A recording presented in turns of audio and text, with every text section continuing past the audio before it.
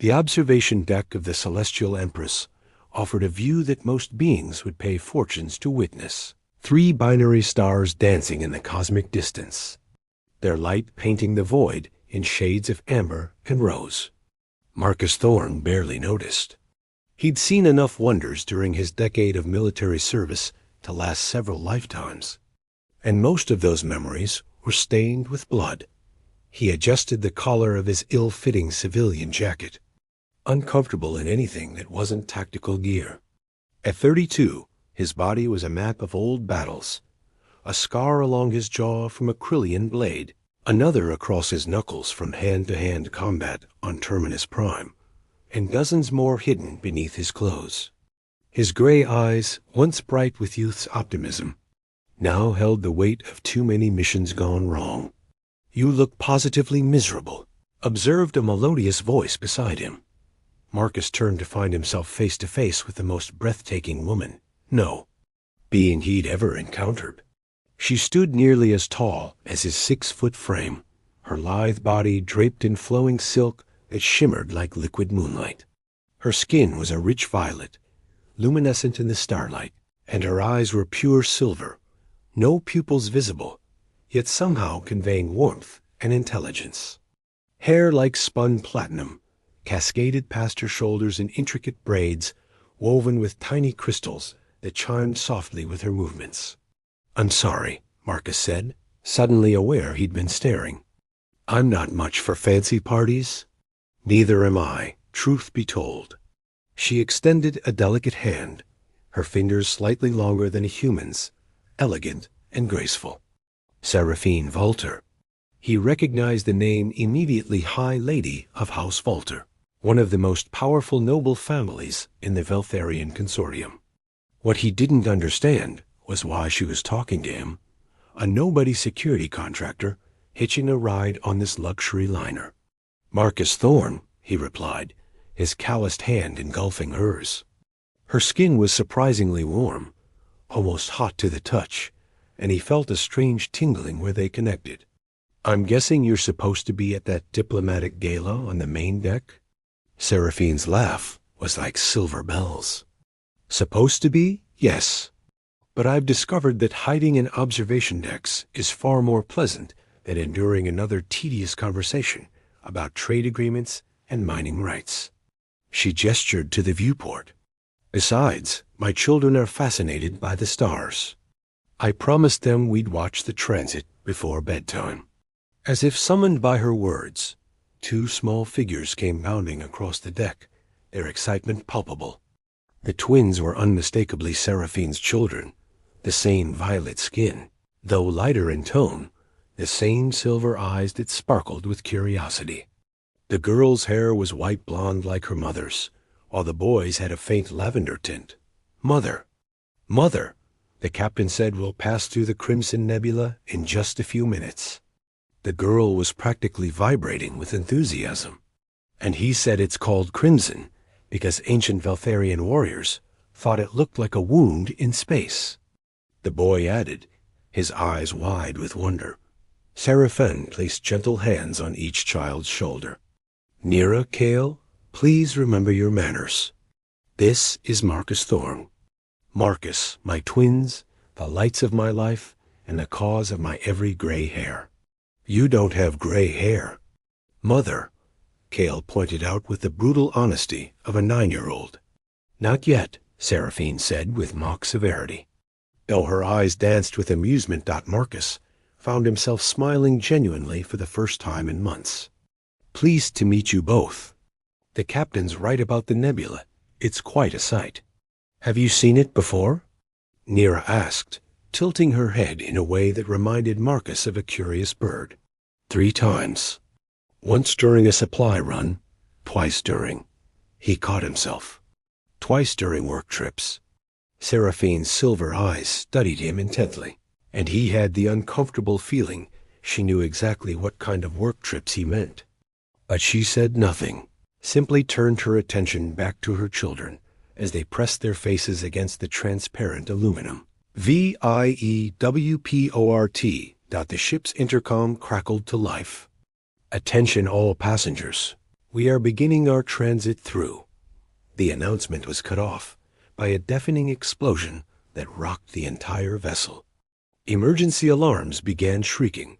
Red lights flooded the corridors, and Marcus's instincts took over before his conscious mind could catch up. Get down.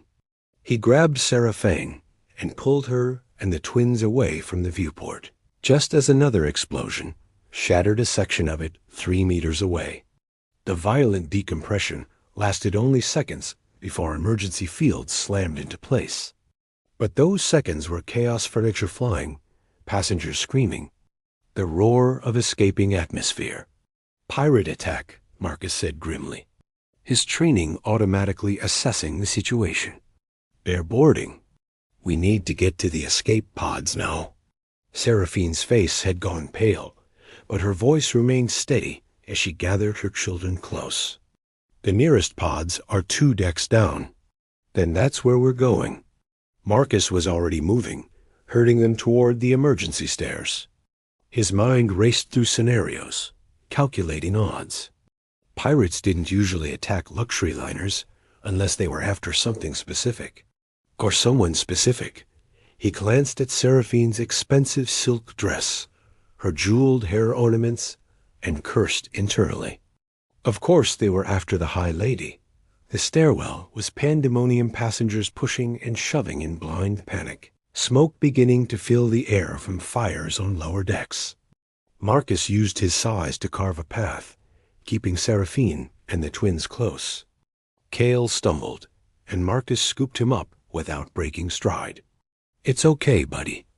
I've got you. They'd made it 1 deck down when the pirates appeared, 3 of them.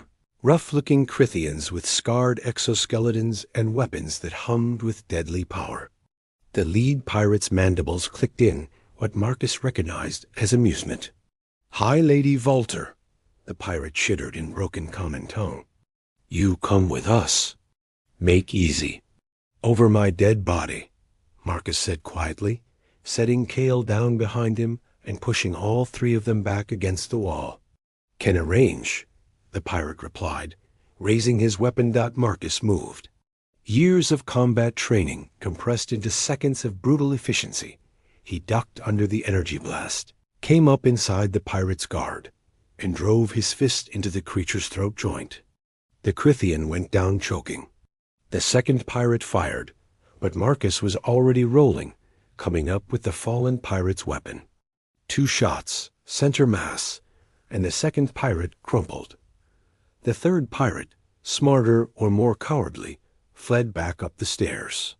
Quickly, Marcus urged, not bothering to check if his opponents were truly down. In his experience, things that looked dead had a habit of getting back up. They reached the escape pod bay to find it in chaos. Half the pods had already launched, and passengers were fighting over the remaining few. Marcus spotted an empty pod in the far corner and made a decision. Run! He shouted, firing a warning shot into the ceiling. The crowd scattered just enough for them to make it through.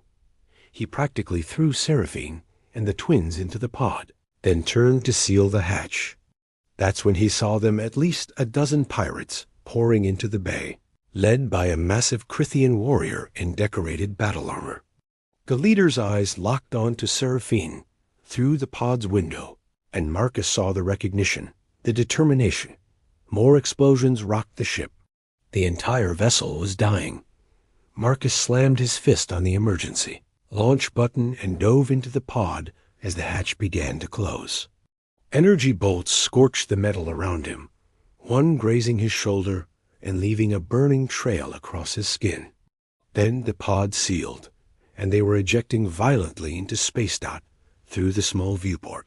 Marcus watched the Celestial Empress break apart, her elegant superstructure tearing like paper. Other escape pods scattered in all directions, pursued by smaller pirate fighters. They're coming after us, Seraphine said, her arms wrapped protectively around her terrified children. Marcus checked the pod's basic controls, his injured shoulder screaming in protest. We're heading toward that planet. Atmosphere's breathable, according to these readings. That's Velthera 9, Seraphine said, her voice tight. "It's uncharted, uninhabited. The Wildlife Surveys classified it as extremely hazardous Category 5 death world." "Then I guess we're about to find out just how hazardous," Marcus replied as the planet's gravity caught them and began pulling them down through clouds, the color of rust and ashdot. The pod shuddered violently as they hit the atmosphere. Alarms screaming about heat shield failure and trajectory instability. Marcus strapped himself in next to the twins, covering them with his body as best he could. "Hold on," he said, though it was utterly pointless advice. The impact, when it came, was like being hit by a freight train. Marcus's head cracked against something hard, stars exploding across his vision. He tasted copper, felt warmth running down his face. Then everything went dark, and the last thing he heard was Nira's frightened voice calling his name. The smell hit Marcus' first rich earth, decaying vegetation, and something else, something predatory, that made his hindbrain screen danger. His eyes opened to dim emergency lighting, and the twins' faces hovering above him, their silver eyes wide with concern. "He's awake," Cale whispered urgently. Marcus groaned, his entire body feeling like one giant bruise. Blood had dried on his face from a gash across his forehead, and his shoulder throbbed where the energy bolt had grazed him. "Everyone okay?" "We're fine," Nira said softly. "But Mother ... Seraphine sat slumped in her crash seat, eyes closed, breathing shallow. Marcus was at her side in an instant, ignoring his protesting ribs. A quick examination revealed a nasty bump on her temple and a dislocated shoulder, but nothing immediately life-threatening. "Seraphine," he said gently, touching her uninjured shoulder. "Can you hear me?" Her silver eyes fluttered open, unfocused at first, then sharpening as they found his face. "Marcus, the children?" "Right here, safe." He helped her sit up straighter, noting how she winced. "Your shoulder's out. I need to pop it back in." She nodded, biting her lip. Marcus had relocated shoulders before human ones. He hoped Valtharian physiology was similar enough. "This is going to hurt. Cale, Nira, hold your mother's hand." The twins rushed to comply, and Marcus counted down. On 3, he pulled and rotated, feeling the joints slide back into place. Seraphine's cry of pain was mercifully brief, and when it was done, she sagged against the seat, breathing hard. "Thank you," she whispered. Marcus checked the pod system's communications dead. Life support failing, hull breached in 3 places. Through the cracked viewport, he could see thick jungle pressing against the pod. Massive trees with bark like obsidian, and leaves that glowed with bioluminescence even in the fading daylight. "We can't stay here," he said, assessing their meager supplies. 2 emergency ration packs, a basic medical kit, a water purifier, and a survival knife. No weapons. He'd lost the pirate's gun during the crash. A deep, resonant roar echoed through the jungle, close enough to make the pod vibrate.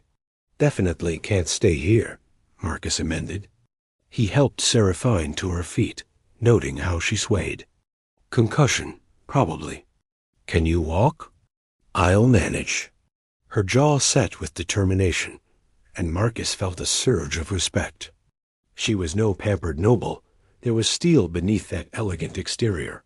He gathered the supplies, fashioned a makeshift sling for her injured arm from torn fabric, and turned to the twins. "Listen carefully. Stay close to me at all times. If I say run, you run. If I say hide, you hide. Understood?"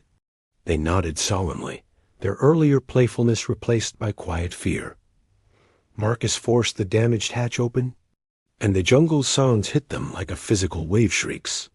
Growls, chittering calls, and underneath it all, something that sounded disturbingly like breathing. The air was thick and hot, humid enough to make him immediately start sweating.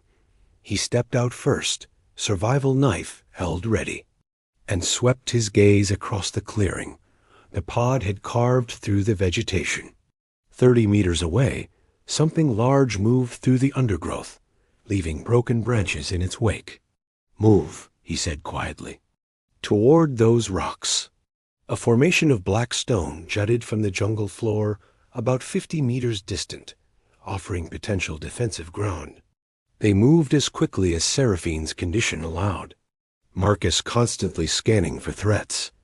They were halfway there. When the first creature attacked Dot, it burst from the trees with terrifying speed, something between a panther and a reptile.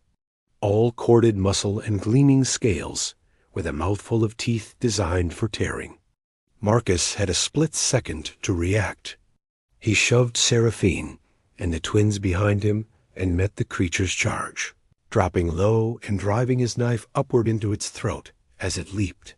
Hot blood sprayed across his face and chest. The creature's momentum carried it past him, and it collapsed, thrashing, its claws scoring deep furrows in the ground where Nira had been standing moments before. "Run!" Marcus shouted, and they ran. More creatures emerged from the jungle, drawn by the scent of blood and the sounds of prey. Marcus saw at least 6 different species, each more nightmarish than the last, things with too many legs, things with crystalline carapaces, things that shouldn't be physically possible, but were very real and very hungry. They reached the rocks with creatures snapping at their heels. Marcus practically threw the twins into a crevice between 2 large boulders, helped Seraphine scramble up behind them, then turned to face the pursuing pack with nothing but a blood-slicked knife. The first creature died quickly, Marcus's blade finding its eye, and then its brain. The second took longer, its armored hide deflecting his first 2 strikes before he found a weak point beneath its jaw. The third knocked him down, its weight crushing him into the ground, fangs inches from his face. He got his forearm up just in time, screaming as teeth punctured flesh, but his other hand drove the knife repeatedly into the creature's side until it finally went limp. "Behind you!" Kale's voice cut through the chaos. Marcus rolled, barely avoiding the strike from something with blade-like appendages. He came up in a crouch, grabbed a loose rock, and hurled it at the creature's head. It connected with a satisfying crunch, buying him enough time to close the distance and finish it with his knife. Blood his and theirs made the rock slippery. His vision was starting to blur from pain and exhaustion, but he couldn't stop. Wouldn't stop. Not while the twins watched from their hiding spot. Not while Seraphine's frightened silver eyes tracked his every move. A massive creature, easily 3 times the size of the others, lumbered out of the tree line. It had 6 legs, each ending in claws the length of Marcus's forearm, and a head that was mostly mouth. The thing regarded him with an intelligence that made his blood run cold. "Get deeper into the rocks," Marcus shouted. "Find a cave, anything?" He didn't wait to see if they obeyed. The creature charged, and Marcus ran to meet it, every tactical bone in his body screaming that this was suicide.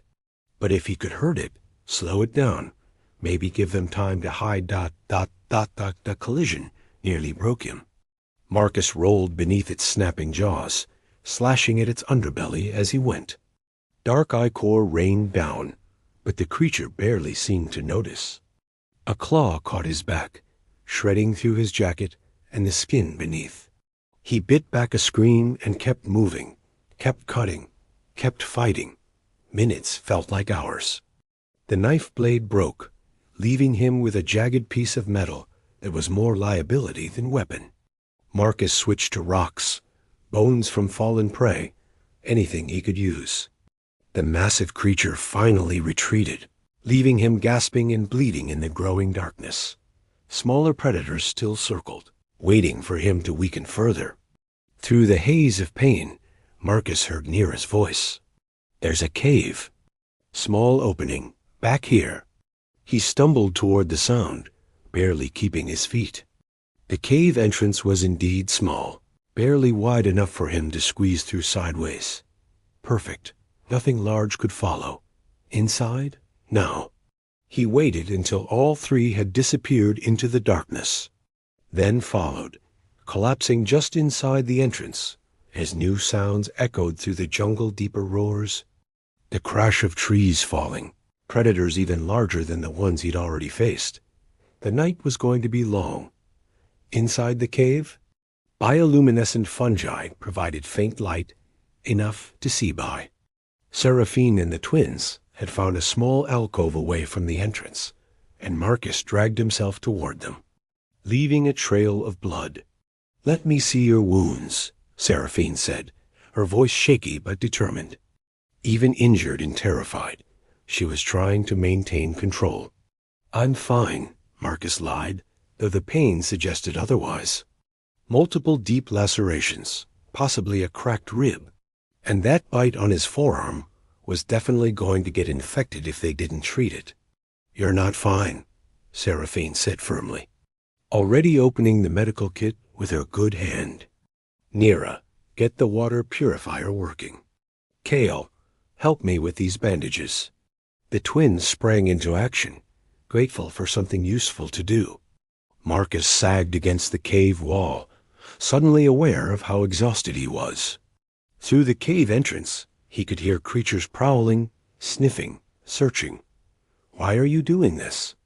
Seraphine asked softly as she cleaned the worst of his wounds. Her touch was gentle, her long fingers surprisingly steady despite her own injuries. "You don't know us. You owe us nothing." Marcus watched the twins working together to activate the purifier, their white blonde heads bent close in concentration. "They're kids," he said simply. "Good kids. That's reason enough. Most beings would have saved themselves, taken the escape pod alone, or left us once we crashed. I'm not most beings." He met her silver eyes, saw something there that made his chest tighten gratitude. Yes, but also wonder, as if she'd discovered something rare and precious. "Besides, your fancy silk dress would have gotten caught on everything out there. You needed a guide." She laughed, despite everything, the sound breaking some of the tension. "My practical hero." The twins returned with clean water, and together they treated Marcus's wounds as best they could. The medical kit included antiseptic gel that burned like fire but would prevent infection, and synthetic skin patches for the deeper cuts. Seraphine worked with surprising skill, her earlier dizziness seeming to fade as she focused on the task. "You're good at this," Marcus observed, watching her seal a particularly nasty gash on his forearm. "I wasn't always High Lady," she said quietly. "Before I married into House Falter, I was a field medic with the Exploration Corps. I know how to patch up stubborn warriors who think they're invincible." "I never claimed to be invincible," Marcus protested, then winced as she tightened a bandage with perhaps more force than necessary. "Just stupid brave enough to fight half a jungle with a knife." "It was a really good knife. Before it broke." Another roar echoed through the night, closer this time. Something scraped at the cave entrance, testing its limits. Marcus forced himself to stand, his body screaming in protest, and positioned himself between the entrance and his charges. "Sleep," he told them. "I'll keep watch. You need rest too," Seraphine argued. "I'll rest when we're rescued. For now, someone needs to make sure those things don't get creative about cave entrances." Seraphine opened her mouth to argue further, then seemed to recognize the futility. Instead, she gathered her children close, wrapping them in her arms. "Thank you, Marcus Thorne," she whispered. "For my babies' lives, I can never repay you." "Don't need repayment," Marcus said, his attention on the shadows beyond the cave. "Just need you three to survive long enough for someone to find us." As the twins finally drifted into exhausted sleep, and Seraphine's breathing evened out into the shallow rhythms of concussion-induced rest, Marcus kept his vigil. Blood seeped through his bandages, and every breath sent spikes of pain through his damaged ribs, but he didn't move from his post. Outside, The jungle screamed and howled. Creatures fought and died in the darkness, and occasionally something would approach the cave, testing, searching. Each time Marcus would tense, ready to defend with nothing but his bare hands if necessary. Dawn was still hours away, and he had a promise to keep. Dawn broke over Velthra 9 in shades of crimson and gold, the binary suns burning away the morning mist that clung to the jungle canopy. Marcus had counted 147 distinct attacks throughout the night, ranging from small scavengers testing the cave entrance to massive predators that made the ground tremble. He'd killed 17 creatures that got too close, using rocks and broken bones as weapons when they came within reach. His body had moved beyond pain into a strange numbness. Every muscle screamed for rest, but his mind remained sharp, focused on the singular purpose that had driven him through the endless darkness. Keep them alive. Marcus? Nira's small voice broke through his concentration. Is it safe now? He turned to find all three awake, watching him with expressions ranging from awe to concern. In the morning light, filtering through the cave entrance, he could see the full extent of the carnage outside bodies of creatures piled near the opening, their alien blood staining the black rocks in rainbow hues. Safer, he said, his voice hoarse from disuse. The big predators hunt at night. We should have a few hours before they return. Seraphine moved to his side, her movements still careful, but steadier than the previous night. Her silver eyes widened as she took in the scene beyond the cave. By the eternal stars. How many? Stopped counting. Marcus swayed slightly, and her hand shot out to steady him, warm against his arm, even through the shredded remains of his jacket. You didn't sleep at all. It wasn't a question. Couldn't risk it. He gestured to the water purifier. We should drink while we can. And eat something. If a rescue ship is coming, we need to be ready to move quickly. They shared their rations in silence, though Marcus could barely choke down more than a few bites. His body was running on adrenaline and stubborn will, and he knew he couldn't maintain it much longer. But a few more hours, maybe a day. He could do that. Cale suddenly perked up, his head tilting. Do you hear that? At first, Marcus heard nothing but the usual jungle sounds, and then, faint but unmistakable, the high-pitched whine of advanced engines. A ship, and not a pirate vessel by the sound of it. That's a Voltorian scout ship. Seraphine gasped, hope flooding her features. They're searching for us. Marcus helped them gather their meager supplies, though his hands fumbled with the simple task. Exhaustion was catching up fast. They emerged from the cave into the brutal heat of double sunrise, and Seraphine immediately began waving her arms, her luminescent skin catching the light. The ship's whine grew louder, circling overhead. Marcus spotted it through a gap in the canopy sleek in silver, definitely military grade. A moment later, armored figures began descending on anti-gravity platforms, weapons raised and ready. Hi, lady. The lead soldier's voice was female, sharp with relief and urgency. She was Valtharian, her violet skin darker than Seraphine's, her silver eyes hidden behind a tactical visor. Are you injured? Bruised but whole, thanks to... Seraphine turned, and her eyes widened in alarm. Marcus. He'd been trying to stay upright through sheer willpower, but his legs finally gave out. Strong hands caught him before he hit the ground.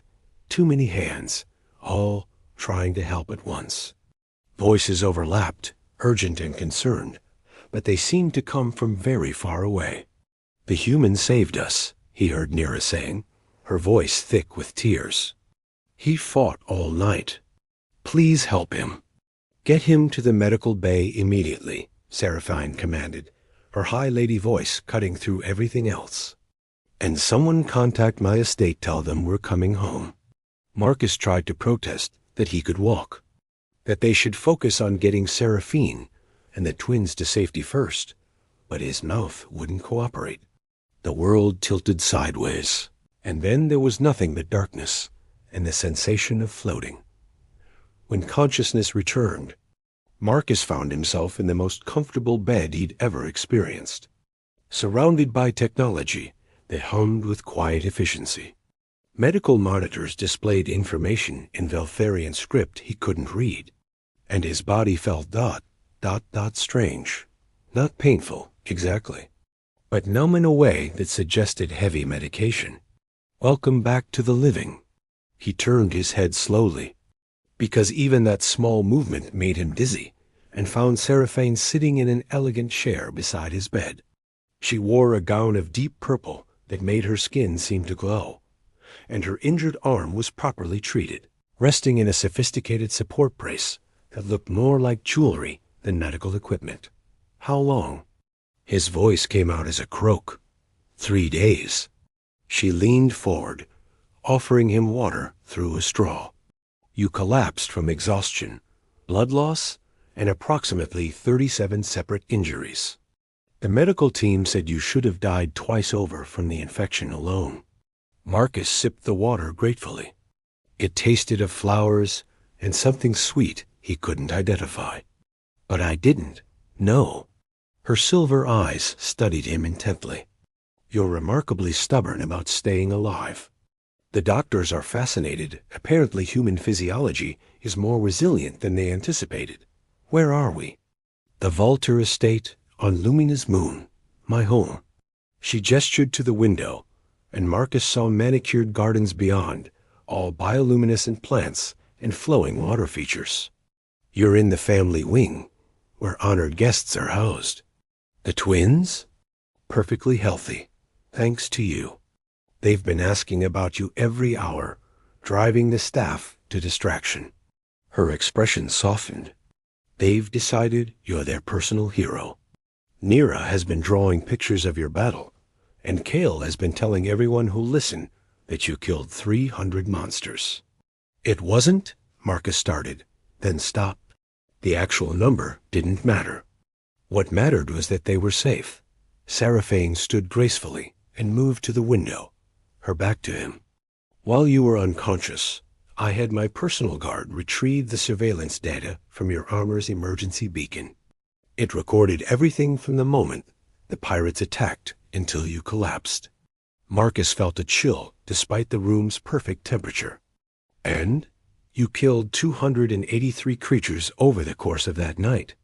Her voice was quiet but fierce. 12 distinct apex predator species, 17 of which were previously unknown to xenobiology. You fought for 11 hours straight without rest, without proper weapons, while already injured. The military analysts I showed the footage to said it was impossible, that no single being, human or otherwise, could accomplish what you did. Had motivation, Marcus said simply. Seraphine turned to face him, and he was startled to see tears glimmering in her silver eyes. You barely knew us. We were strangers you met on an observation deck. You were people who needed help. That's enough. She moved back to his bedside, and before Marcus could react, she took his bandaged hand in both of hers.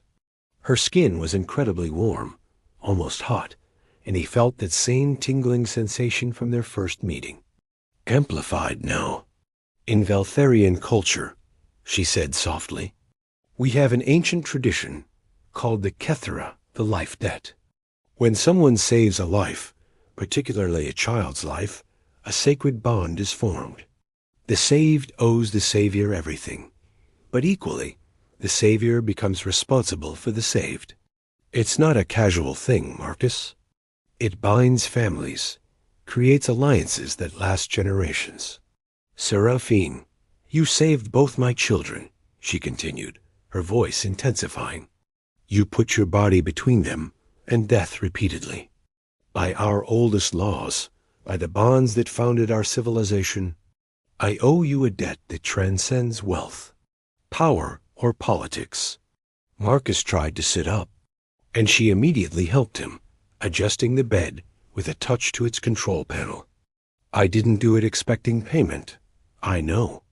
She smiled, and it transformed her face from merely beautiful to absolutely radiant, which makes the debt even more profound. You acted from pure instinct, pure goodness. There was no calculation, no thought of reward. Do you understand how rare that is, Marcus Thorne? How precious? Before he could answer, the door burst open and two small whirlwinds rushed in, followed by a harried-looking Valtharian nurse. I'm so sorry. High lady, they got past. It's fine, Tessara, Seraphine said warmly. They've been patient long enough. Nira and Kale threw themselves at Marcus's bed with carefully restrained enthusiasm, clearly having been warned about his injuries.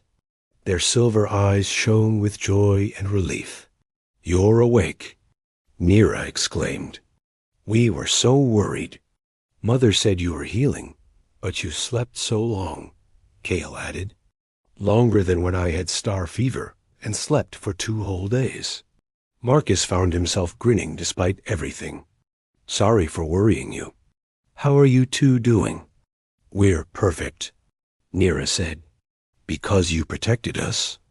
Mother showed us the recordings. You were so brave. So strong. Kale agreed. When I grow up, I want to fight like you. I'd rather you didn't have to fight at all, Marcus said gently. But if you must, fight for the right reasons. To protect people, not to hurt them. Seraphine's hand squeezed his gently, and when he looked at her, he saw such warmth in her expression that it made his chest ache. Children, she said softly, why don't you tell Marcus about the ceremony? Oh, Nira bounced excitedly. Mother is going to perform the Kethra bonding. It means you'll be part of our family officially. There will be a huge celebration, Kale added, with the entire High Council attending, and dancers, and the 7-moon feast. Marcus looked questioningly at Seraphine, who had the grace to look slightly embarrassed. I may have already sent the invitations. I was confident you'd survive, and if I hadn't, then I would have held the ceremony anyway, honoring your sacrifice to the memory of every high house. Her tone left no room for argument. But I much prefer you being alive for it. A throat cleared from the doorway, and Marcus looked up to see a Valtharian male in elaborate robes that screamed wealth and power. His skin was a deeper purple than Seraphine's, almost indigo, and his silver eyes held cold calculation. High Lady Valter, he said with exaggerated courtesy. How delightful to find you. Entertaining the human. Seraphine's entire demeanor changed, becoming regal and distant. Lord Tavian Crest, I don't recall inviting you to my estate. A mere courtesy call, Tavian replied smoothly, though his eyes never left Marcus. When I heard about your ordeal, I simply had to see for myself that you and your precious children were safe. How thoughtful. Seraphine's voice could have frozen fire, though I wonder how you heard about it so quickly, given that I haven't released a public statement yet. Tavian's smile was all teeth and no warmth. News travels fast in the High Council, especially news about pirate attacks on luxury liners carrying high ladies. Marcus's instincts, honed by years of military intelligence work, were screaming. This man knew something, or had arranged something. He could see the same realization dawning in Seraphine's eyes. Children, she said calmly, please go with Tessara to the gardens. I believe the crystal butterflies are migrating today. Nira and Kale looked ready to protest, but something in their mother's tone made them obey. Once they were gone, Seraphine stood, drawing herself to her full height. Say what you came to say, Tavian. Simply this. His voice dropped the pretense of courtesy. The council is concerned about your growing attachment to this human. Humans are barbarians, Seraphine. Useful as hired muscle, perhaps, but not suitable for integration into high society. This Kethra bonding you're planning is a mistake that will weaken House Valter's standing. The Kethra is sacred law, Seraphine said coldly. Even you cannot challenge it without facing censure. Oh, I'm not challenging it. Tavian's smile widened. I'm simply suggesting that perhaps this human isn't as heroic as he appears. Perhaps he engineered the entire situation, the pirate attack, the crash, everything, to insinuate himself into your family. Humans are cunning that way. Marcus tried to sit up further, fury overriding his injuries. That's... Seraphine's hand on his shoulder stopped him. That's enough, Tavian. Leave my home, now. Of course, High Lady. He bowed mockingly. But do consider my words. The council will be watching your bonding ceremony very closely. It would be unfortunate if questions arose about the circumstances. Once he was gone, Seraphine sank back into her chair, suddenly looking exhausted. That confirmed my worst fears. He arranged the attack, Marcus said. It wasn't a question. Most likely. Tavian has been trying to force me into a political marriage since my husband died. If I had been killed, or if my children had died leaving me vulnerable... She shook her head. He would have been perfectly positioned to absorb House Valter through one of his many proposed alliances. Can you prove it? Not yet. But I will. Her silver eyes met his, fierce and determined. And when I do, he'll wish he'd never crossed my family. Marcus felt a strange warmth spread through his chest, not from attraction, though he'd be lying if he said he didn't find her stunning, but from recognition. She was a warrior in her own right, fighting battles with politics and influence instead of weapons. So what happens now? He asked. Now, Seraphine said, her expression softening, you heal. And in 3 days, when you're strong enough, we hold the Kethera ceremony. She leaned forward, her face close enough that he could see flecks of amethyst in her silver eyes. Unless you have objections to being bonded to my family? Marcus should have objected. He was a human, an outsider, someone who'd never fit into high society, no matter how many ceremonies they performed. But looking at Seraphine, at her strength, her fierce love for her children, the way she'd refused to break, even in the face of death, he found he didn't want to object. No objections, he said quietly. Though I should warn you, I'm not exactly ceremony material. I'll probably say the wrong thing and offend half the High Council. Good, Seraphine said with a smile that made his heart skip. They could use some offending. And besides, she reached out, her fingers gently tracing the edge of a bandage on his arm. You've already proven you're worth 1,000 empty politicians. Now you just need to prove you can survive their dinner parties. I fought off 300 monsters, Marcus said. How bad can a dinner party be? Seraphine's laugh was like music. Oh, Marcus Thorne, you have so much to learn.